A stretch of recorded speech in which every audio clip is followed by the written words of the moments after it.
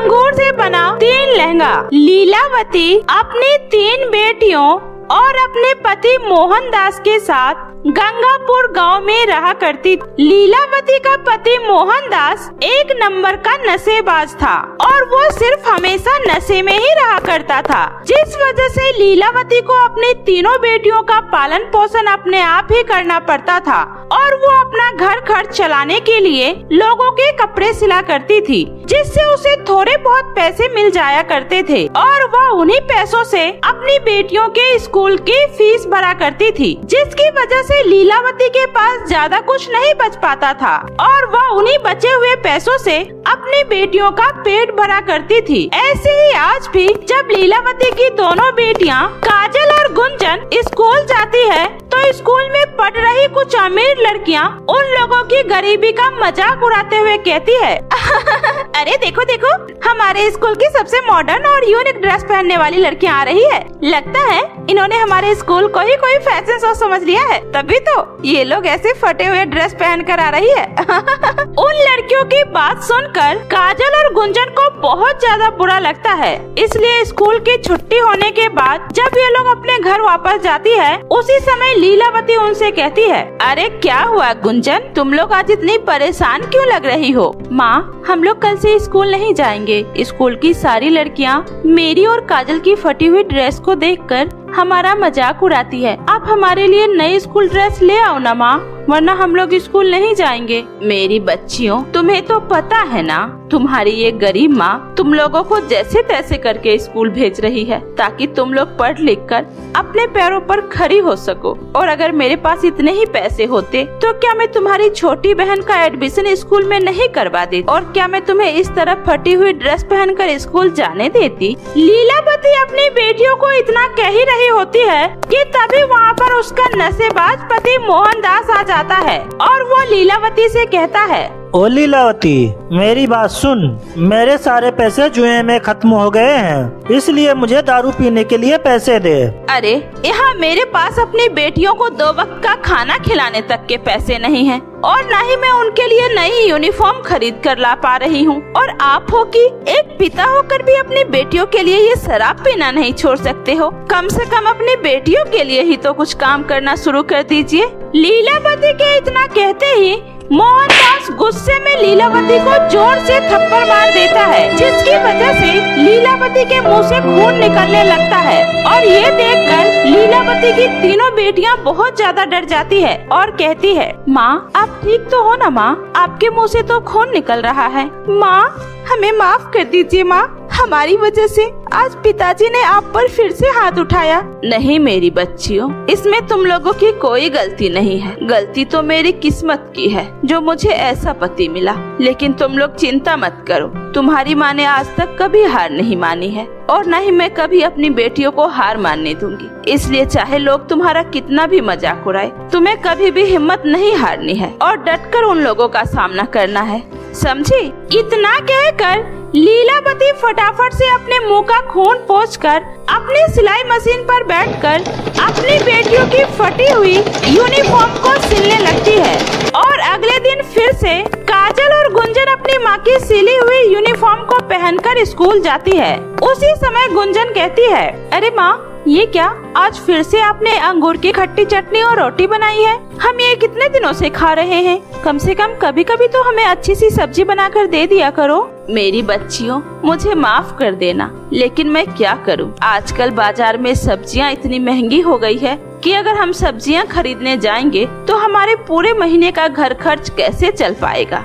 और अब तो मेरी सिलाई का काम भी बहुत ज्यादा कम हो गया है, क्योंकि आजकल तो लोग रेडीमेड कपड़े खरीदना पसंद करते हैं। लेकिन माँ, गांव के सभी अंगूर के पेड़ों पर तो सीजन के हिसाब से अंगूर उगते हैं, लेकिन हमारे अंगूर के पेड़ पर तो 12 मास अंगूर उगते हैं। ऐसा क्यों माँ? ये तो मुझे भी नहीं पता मेरी बच्ची, मुझे तो ये अंगूर का पौधा कुछ साल पहले एक बूढ़ी अम्मा ने दिया था, जिन्हें मैंने मंदिर के बाहर खाना खिलाया था, और उस दिन से मैंने इस पौधे को अपने घर के आंगन में लाकर लगा दिया और मैं हर रोज इसे पानी दिया करती थी। जिसके कुछ महीने बाद ही ये पेड़ एकदम से बड़ा हो गया और पूरी तरह से अंगूर से भर गया, और उस दिन के बाद से आज तक इस पेड़ से कभी भी अंगूर खत्म नहीं हुए, और तब से हम इस अंगूर के पेड़ के सहारे ही अपना पेट भर रहे हैं। और ऐसे ही कुछ समय और बीत जाता है और एक दिन जब लीलावती मशीन पर बैठी सिलाई कर रही होती है, उसी समय वो कहती है, अरे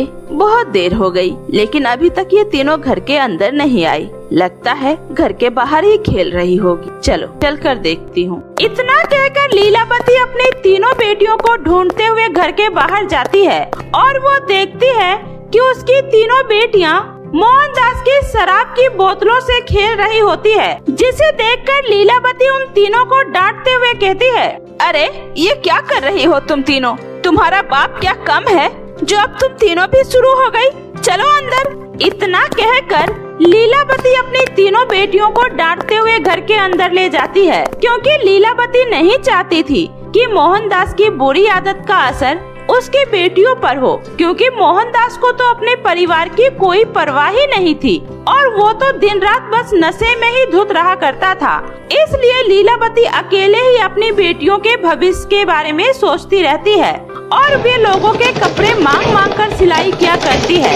ऐसे ही आज भी। देखिए, मुझे पता है कि आप बहुत अच्छी सिलाई करती हैं, इसी वजह से मैं लहंगे का कपड़ा ये आपको दे रहा हूँ। ये कपड़ा बहुत ही महंगा है, इसलिए उम्मीद करता हूँ कि आप इनकी बहुत अच्छे से सिलाई करेंगी। हाँ, और एक बात का ध्यान रखना, इन कपड़ों पर जरा भी दाग नहीं लगनी चाहिए, वरना इनके पैसे सारे आपको ही भरने पड़ेंगे। लीलावती को वो लहंगा सिलने के पूरे 50,000 रुपए मिलने वाले थे, जिससे वो अपने घर की आर्थिक स्थिति को पहले से बेहतर बना सकती थी। और यही आस लिए लीलावती दिन रात एक करके उन लहंगों को सिलना शुरू कर देती है। और जब एक दिन वो तीनों लहंगे सिलकर तैयार हो जाता है, उसी समय मोहनदास फिर से नशे की हालत में घर वापस आता है और कहता है, अरे आज मैं अपने सारे पैसे फिर से जुए में हार गया, इसलिए जल्दी से मुझे कुछ और पैसे दो। देखिए, मेरे पास कोई पैसे नहीं है, इसलिए आप जाइए यहाँ से, मुझे मेरा काम करने दीजिए। लीलावती के इतना कहते ही मोहनदास को बहुत गुस्सा आ जाता है और वो पूरी शराब की बोतल उसके सिले हुए लहंगे के ऊपर डाल देता है, जिससे वो लहंगा पूरी तरह से खराब हो जाता है। ये देखकर लीलावती फूट फूट कर रोने लगती है और कहती है, हे भगवान, ये आपने क्या कर दिया? अब मैं क्या करूंगी? देख लिया मुझे मना करने का नतीजा, चल अब हट यहाँ से। इतना कहकर मोहनदास वहाँ से चला जाता है।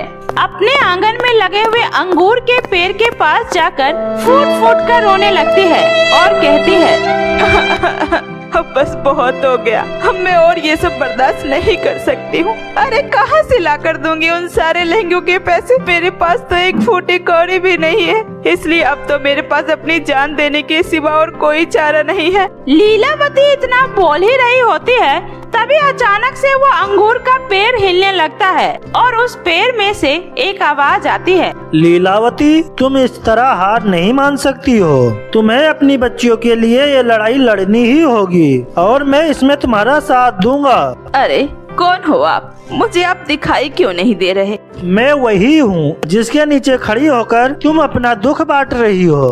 क्या? लेकिन एक अंगूर का पेड़ कैसे बोल सकता है? क्योंकि मैं एक जादुई अंगूर का पेड़ हूँ और मैं कई सालों से तुम्हें और तुम्हारी बेटियों को देख रहा हूँ, इसलिए मुझे पता है कि तुमने अपनी जिंदगी में बहुत सारी तकलीफ देखा है, लेकिन तुमने कभी हार नहीं मानी। इसलिए आज तुम्हें इस तरह हार मानते देखकर मुझसे रहा नहीं गया और मैं तुम्हारी मदद करने के लिए मैं अपने असली रूप में आ गया हूँ। इसलिए ये लो, ये मेरे अंगूर से बने हुए जादुई अंगूर का लहंगा है। इन लहंगों को ले जाकर तुम अपनी बेटियों को पहना देना, फिर तुम्हें इन जादुई अंगूर के लहंगों से जो भी कुछ मांगोगी ये तुम्हारी सारी इच्छाओं को पूरा करेगा। इतना सुनकर लीलावती बहुत ज्यादा खुश हो जाती है और फिर वो उन जादुई अंगूर से बने हुए लहंगे को ले जाकर अपनी तीनों बेटियों को पहना देती है और कहती है, हे जादुई अंगूर से बने हुए लहंगे, मेरे सिले हुए लहंगे को वापस से पहले की तरह ठीक कर दो।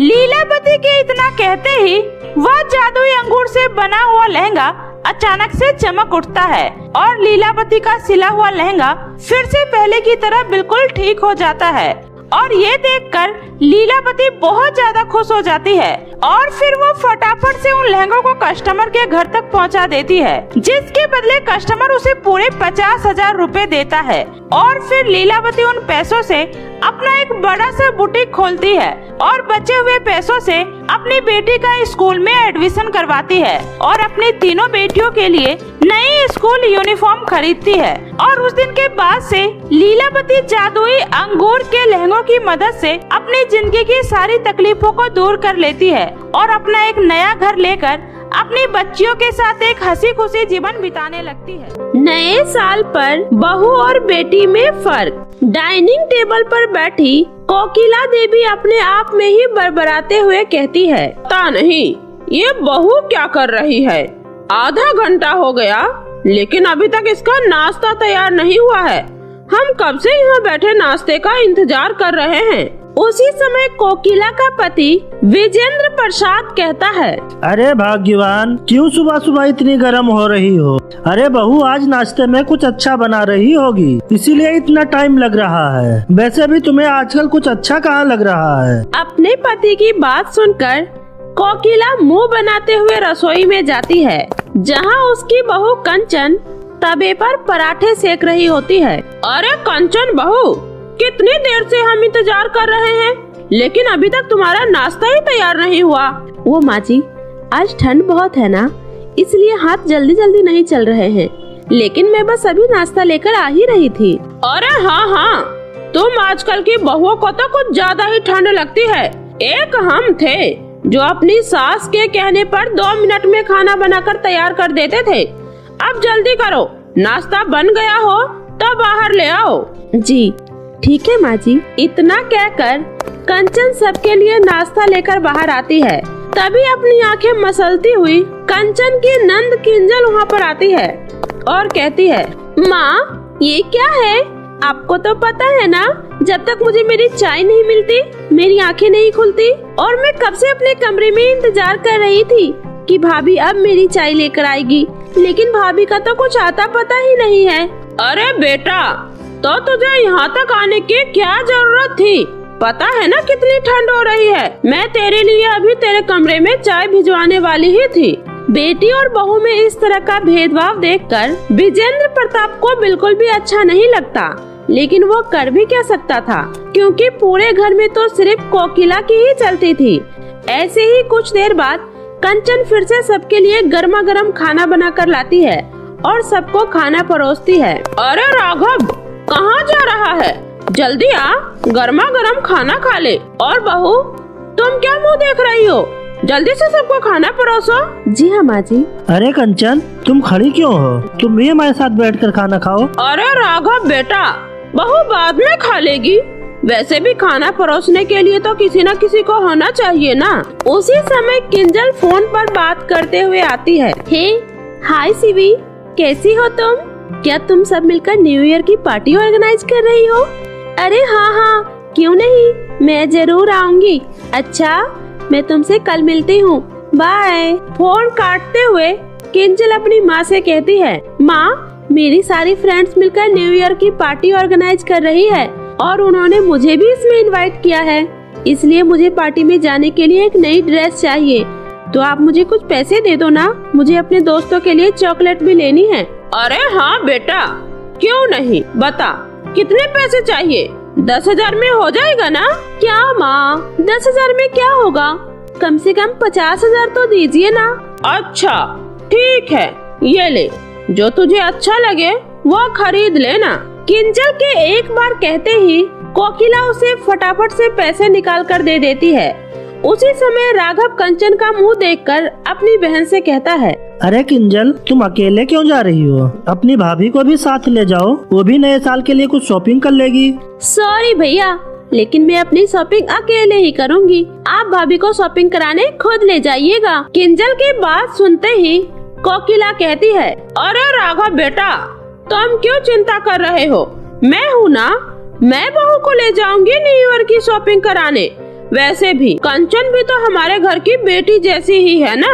अपनी सास की बात सुनकर कंचन की आंखों में खुशी के आंसू आ जाते हैं, लेकिन कोकिला के मन में तो कुछ और ही चल रहा होता है। लेकिन कंचन यही आस लगाए अपने घर का सारा फटाफट से काम खत्म करके अपनी सास से कहती है, माँ जी मैंने सारा काम खत्म कर लिया, तो चले अब। अरे पर जाना कहाँ है? वो माँ जी, सुबह आपने ही तो कहा था ना कि आप मुझे न्यू ईयर की शॉपिंग कराने ले जाएंगी। अरे वो सब तो मैंने ऐसे ही कह दिया था। वैसे भी तुम न्यू ईयर की शॉपिंग करके ही क्या करोगी? तुम्हें तो घर में ही पड़े रहना है ना। लेकिन माँ जी, मेरे पास नए साल के दिन पहनने के लिए कोई भी नई साड़ी नहीं है। अच्छा यही रुक, मैं अभी आती हूँ।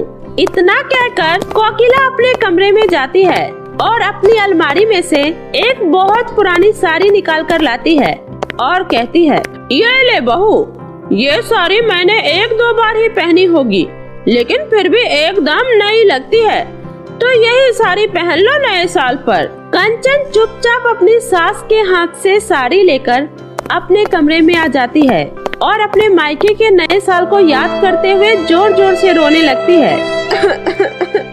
अगर आज मैं अपने घर पर होती तो मेरे माँ और पिताजी मुझे कितने सारे गिफ्ट देते और हर साल की तरह मेरे लिए भी नई नई ड्रेस लाते।